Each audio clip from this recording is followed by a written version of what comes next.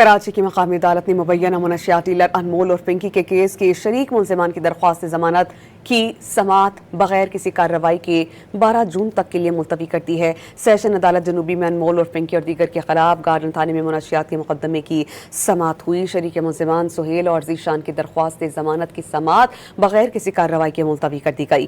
وکیل صفائی نے کہا کہ ملزمان کا انمول اور پنکی یا منشیات کی فروخت سے کوئی تعلق نہیں۔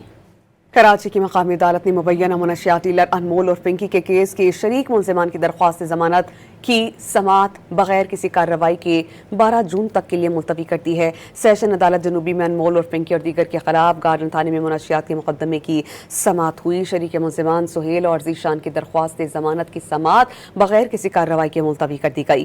وکیل صفائی نے کہا کہ ملزمان کا انمول اور پنکی یا منشیات کی فروخت سے کوئی تعلق نہیں۔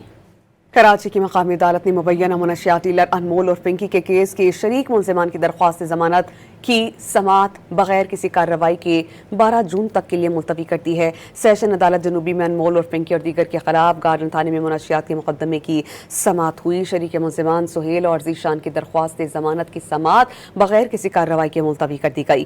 وکیل صفائی نے کہا کہ ملزمان کا انمول اور پنکی یا منشیات کی فروخت سے کوئی تعلق نہیں۔